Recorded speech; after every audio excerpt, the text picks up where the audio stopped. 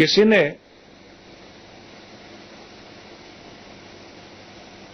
मैं समझता हूं शायद फ्रेंच कवि थे जिन्होंने ये कहा था, अंधेरे और प्रकाश के ऊपर कविता लिखी थी जिसका सार था कि अंधेरे ने जाकर भगवान से शिकायत की कि सूरज मेरे पीछे पड़ा हुआ है, मैं जहां जाता हूं वहीं मुझे मिटाने के लिए आ जाता है, आप मुझे सूरज से बचाओ। भगवान ने सूरज को बुलाकर कहा, अंधेरा यहां आया था, उसने कहा कि तुम उसके दुश्मन बन गए हो, वो जहां भी होता है तुम उसे मिटाने चले जाते हो। तो सूरज ने कहा कि साहब मैंने तो ऐसा कोई आदमी आज तक देखा नहीं जो अंधेरा कोई होता होगा, अगर कोई है और उससे मेरे से शिकायत है तो आप कृपा करके उसे बुला लीजिए मेरे सामने और मैं उससे पूछ लूंगा शिकायत क्या है। तो कहते हैं कि कभी भी भगवान भी कोशिश करके अंधेरे को सूरज के सामने नहीं ला पाया, क्योंकि लिखा है कि वो कुछ होता ही नहीं, प्रकाश का अभाव ही अंधेरा है। बस इसी बात को समझते हुए ये बात स्वीकार कर लीजिए कि जब तक हम जागते नहीं तब तक ही हम अपने आप को बंधा हुआ पाते हैं। जब तक हम अपनी होश में नहीं आते तभी तक हमारे अंदर माया का प्रभाव या शैतानियत अंदर प्रकट होती रहती है, आसुरी वृत्ति जागती रहती है।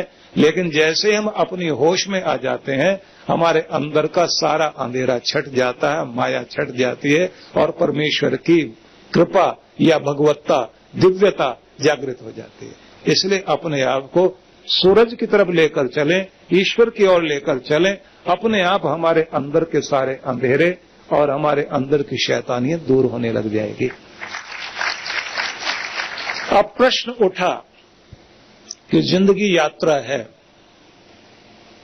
और इस जीवन की यात्रा का कोई लक्ष्य भी होगा, और उस लक्ष्य को पाने के लिए हमें किस साधन के माध्यम से वहां तक पहुंचना होगा। इस प्रश्न को लेकर के ही हम लोग अपनी चर्चा को आगे बढ़ाएंगे। उपनिषदों में एक उपनिषद है ईशोपनिषद। उस उपनिषद में एक स्थान पर वर्णन है, हिरण्यमयेन पात्रेण सत्यस्यापीतम मुखम तत्त्वं न पावृणो सत्य धर्माय दृष्टे।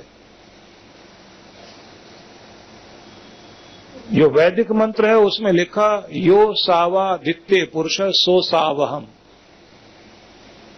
थोड़ा सा अंतर है दोनों में, लेकिन सार ये है, हिरण्यमयेन पात्रेण सत्यस्य पिहितम मुखम, सत्यस्य अपिहितम मुखम, सत्य का मुख अपिहितम ढका हुआ है, सच का मुख ढका हुआ है इस दुनिया में। किस चीज से? हिरण्यमयेन पात्रेण, सोने के चमकीले ढक्कन के द्वारा इस दुनिया में सत्य का मुख ढका हुआ है। तत्वं पोषण नपा वृणु, हे पोषण, हे मनुष्य, अपने विवेक से अपनी बुद्धि से तत्वदर्शी बनकर तो उस आवरण को ऐसे उद्घाटित कर कि तुम्हें सत्य स्पष्ट रूप में तुम्हारे सामने आ सके। अब प्रश्न उठेगा कि दुनिया में सच्चाई चमकीले पदार्थ के नीचे ढककर रखी गई है, और ढकी किसने? परमात्मा ने। तो वो जो ढक्कन है, चमकीला ढक्कन जिसके नीचे सच्चाई दबी हुई है, तो वो ढक्कन क्या है और उसे हटाया कैसे जाता है, और वो सत्य क्या है जिसे जाना जाता है? तो कहा कि यही रहस्य है, इसे जान। इसे जानने का मतलब क्या होगा कि इसे जानने से तुम्हारी यात्रा सुखद व्यतीत हो सकेगी। जैसे मंत्र में आगे एक प्रार्थना की गई, अग्ने नय सुबथा राये अस्मान विश्वानि देव वयुनानि विद्वान। हे परमेश्वर, तो अग्नि रूप है, सुपथ पर लेकर चल। जिस मार्ग पर चलते हुए पूर्वज लोग, ऋषि मुनि, ज्ञानी ध्यानी, सिद्ध साधक, संत पुरुष जिस तरह चलते हुए अपने लक्ष्य को पा गए, वैसे मैं भी चलकर लक्ष्य को पा सकूं। नया सुपथा, मुझे सुपथ पर लेकर चल, मुझे सही मार्ग दिखा। जैसे उपनिषदों में अलग भी एक प्रार्थना है, असतो मां सदगमय तमसो मां ज्योतिर्गमय मृत्योर मां अमृतम गमय इति। असत से हटाओ, सत्य की तरफ लेकर चलो, मुझे अंधेरों से निकालकर उजालों की तरफ लेकर चलो, दुख से, संताप से, पीड़ा से बचाओ, मुझे अपने आनंद और अमृत की ओर लेकर चलो। तो प्रश्न उठेगा कि वो सत्य क्या है जो ढका हुआ है, और किस चीज से ढका हुआ है। अब थोड़ा इस पर ध्यान देना। हर रिश्ते की सच्चाई अलग है और रिश्ते की चमक अलग है। ममता की मोहकता व्यक्ति को बांध कर रखती है, और ममता में, मोह में व्यक्ति इतना बंधा रहता है कि अपनी जिंदगी का बेहतरीन समय रुपया कमा कमा कर रात दिन बिना खाए पिए, बिना सोए दौड़ता रहता है, पैसा कमाता है और ये सोचता है मैं शायद अपने लिए नहीं, अपने बच्चों के लिए ही जिंदगी जी रहा हूं, मेरे बच्चों का भविष्य बन रहा है, मैं उनको सुखी करने में लग रहा हूं। जो आंच मेरे ऊपर दुख की आई है, मेरे बच्चों पर ना आए, उन्हें आराम मिल जाए, उन्हें सुख मिल जाए, वो मेरे कंधों पर बैठकर दुनिया देख सके। व्यक्ति अपने कंधों पर बैठाकर शुरुआत में बच्चों को दुनिया दिखाने की चेष्टा करता है, खुद सीढ़ी बनने की कोशिश करता है, मेरे बच्चे आगे बढ़ जाएं, मेरे बच्चे तरक्की कर जाएं, अच्छा पढ़ जाएं, उनको सब कुछ मिल जाए। जिंदगी का बेहतरीन समय अपना इसी तरह लगा देता है, रात दिन भागा घूम रहा है, घर से बाहर, बाहर से घर। पत्नी भी सोचती है चलो अपने बच्चों के लिए हम जी रहे हैं। अब मोह ममता में आकर जिंदगी का बेहतरीन समय लगा दिया, अब बच्चों को सेट किया। बच्चों को सेट करने के बाद एक समय वो आया जब बच्चों ने मुंह फेरना शुरू कर दिया, पलट गए। व्यक्ति बोलने लग जाता है, कलयुग का प्रभाव है। फिर हिसाब लगाने लग जाते हैं, 4,32,000 साल का कलयुग है और अभी बीते हुए 5,000 साल हुए, अभी तो कलयुग कुछ आया ही नहीं, असली तो अब आएगा। जितना कलयुग होता उससे दुगना फिर जो है द्वापर, उससे 3 गुना कहलाता त्रेता और 4 गुना कहलाता सतयुग। 4,32,000 साल का कलयुग तो 8,64,000 साल का द्वापर। ये हिसाब है। कृष्ण भगवान द्वापर में इस धरती धाम पर आए थे ना, अपनी लीला करके जीवन जीने का ढंग देकर अपने धाम में पधारे। तो व्यक्ति ये सोचने लग जाता है कि हमारे बच्चे सुखी हो जाएं, हमने तो ये चेष्टा करनी थी और वो की, लेकिन बच्चे उल्टे पड़ गए, उल्टे हो गए।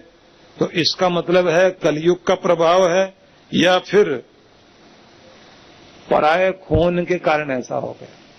मतलब बहू खराब है, उसने गड़बड़ कर दी। मतलब बच्चे की अपनी कोई अकल नहीं है, अक्ल देने वाली पत्नी है वो बिगाड़ती है, और जो कुछ वो बिगाड़ती है उससे ज्यादा उसके मायके वाले बिगाड़ते हैं। मतलब लड़का जो है ससुराल वालों के चक्कर में। कलयुग यहां से शुरू हो रहा है। और एक वक्त वो आ जाता है जब आपका अपना लाडला राजा बच्चा जब ये कह बैठता है माता पिता से कि तुमने मेरे लिए किया ही क्या है। दुनिया के लोग अपने अपने बच्चों के लिए न जाने क्या क्या करते हैं, आपने तो मेरे लिए क्या किया, कुछ भी नहीं किया। अब जैसे ये बात सुनते हैं उसके बाद इतनी बड़ी चोट लगती है। व्यक्ति कहता मैंने तो अपनी जिंदगी गंवा दी तुम्हारे लिए, तुम थैंक्स करने से तो गए और ऐसे शब्द बोल रहे हो। ऐसा दिल टूटता है, इतना निराश होता है। एक सज्जन मेरे पास आए, शुरू की बात है, 20 साल के लगभग हो गए। उस समय हम लोग वृद्धाश्रम शुरू करने के लिए अपनी योजना बना रहे थे। तो एक बुजुर्ग मेरे पास में आए, वो अपने घर से बहुत दुखी थे। उन्होंने कहा पत्नी चले जाने के बाद मैं बिल्कुल अकेला हो गया, बच्चे बड़े नालायक हैं और उन लोगों ने मेरा अपमान किया, क्योंकि बासी डबल रोटी फ्रिज में जो रखी हुई थी, बहू ने जो है कह दिया कि पिताजी अपने आप निकाल के खा लीजिए, दूध भी गर्म करके नहीं दिया। मेरी तबीयत वैसे खराब थी और जब मैंने शिकायत बेटे पर की तो बेटे ने जो है ऊपर से बोल दिया, इस उम्र में भी तुम्हें स्वाद की सूझती है, तो सारा दिन तो खाली रहते हो, कुछ अपने आप कर लिया करो। उसके पास कितना काम है, बहू के पास। बोले कई दिनों से अपमान चल रहा था और उसके बाद ये जो कड़वाहट सुनी तो उस दिन मैंने ये सोच लिया कि अब इस घर से मेरा अनजल खत्म हो गया। मेरी पत्नी गई, अब मैं आत्महत्या तो कर नहीं सकता, 80 से ऊपर की उम्र हो गई। अब मेरे मन में यह आया कि मैं अब वृद्धाश्रम में रहूंगा। तो मेरे पास आकर के बोले अब मैं जीवन दान देने के लिए आपके पास आया हूं। मैंने कहा जीवन बचा भी है जब दान करोगे, 80 साल की उम्र में पहुंचे हो। बोले इतने समय तक तो इन लोगों के लिए जमीन जायदाद मकान दुकान सब इनके नाम कर दी मैंने, एक एक चीज लिखवाते गए। 3 बेटे हैं, तीनों ने अपनी अपनी कोठियां बना रखी हैं। पहले मैं कहता था मेरे बच्चे मेरे साथ रहते हैं, अब ये कहते हैं पिताजी हमारे साथ रहते हैं। अब मैं बहुत परेशान हूं और आप मुझे अपने पास रख लीजिए, मैं घर नहीं जाऊंगा। मैंने कहा यहां रहकर क्या करेंगे? बोले भगवान का भजन करेंगे, कुछ सेवा करेंगे और जीवन दान कर देंगे तो और अच्छा रहेगा। आपके पास जीवन दान कर देंगे। मैंने कहा जीवन तो आगे बचा नहीं, अर्थी काठी का खर्चा हमारे सिर पर पड़ेगा। वो बैठ के बोले आप भी अगर दुत्कार देंगे तो फिर मैं कहां जाऊंगा? मैंने कहा नहीं कोई बात नहीं, बैठ जाइए, लेकिन आप पक्का कर लीजिए यहीं रहोगे। बोले यहां से कहीं जाने वाला नहीं। मेरी आंखें खुल गई, मैंने जान लिया इस दुनिया में सच्चाई कुछ भी नहीं है। अगर सच्चाई है तो ये है सब मतलब के रिश्ते हैं और कोई रिश्ता ऐसा नहीं जिसमें मतलब ना हो। वो लोग जो है इसलिए प्यार करते थे कि उनका मतलब पूरा हो जाए। अब उनका मतलब पूरा हो गया तो अब बेइज्जती करते हैं। आप जानते हो मेरे साथ क्या हो रहा है? मैंने कहा आप बताओ ये क्या हो रहा है। बड़ी कहानी बताई, उसमें से आगे सार में ये कह रहे थे पुराना सामान हो जाए ना तो उसे लोग उठा करके स्टोर रूम में रख देते हैं और ज्यादा पुराना हो जाए तो कबाड़ी को देते हैं। मैं पुराना हो गया, अब स्टोर रूम में रखने लायक हो गया तो मेरा गैराज वाली जगह में कमरा बनाया गया था जिसमें मैं रह रहा था। अब अगर मैं कोई अपनी पसंद की चीज कहता हूं कि भाई मेरे लिए ये बना दो तो कहते हैं इसको स्वाद सूझता है, और जबकि डॉक्टर कहता है कि तुम अपना ध्यान रखो, ऐसे से रहो। बोले मैं तो अपनी अर्थी काठी के लिए भी पैसे इकट्ठे नहीं कर पाया, सब तो बच्चों के नाम कर दिया। अब मुझे समझ में आ गया रिश्ते विश्ते कुछ नहीं होते, मुझे अपना फर्ज पूरा करना चाहिए था, बच्चों को लायक बनाता, उनको जो देना था देता, कुछ अपने पास रखता और अपने जीवन का कुछ भाग भगवान की सेवा के लिए बचाता। रिटायरमेंट होने के बाद मुझे चाहिए था मैं अपना 60-70% समय सेवा साधना में बिताते, 20-30% समय जो है जीवन का वो बच्चों के लिए दुनियादारी के लिए व्यतीत करता।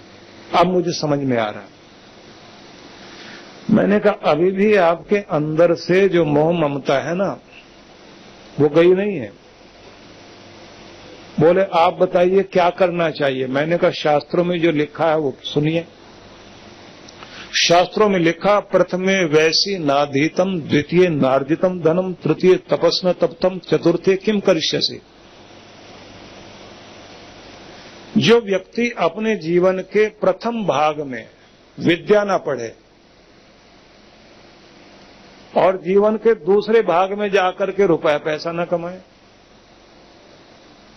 और जीवन के तीसरे भाग में जाकर के तप न तपे, साधना अनुष्ठान भक्ति सेवा न करे, चतुर्थे किम करिष्यसि, उसके जीवन का अंतिम भाग जब आता है तब वो क्या करेगा? दुख भोगने के सिवाय उसके पास बचता क्या है?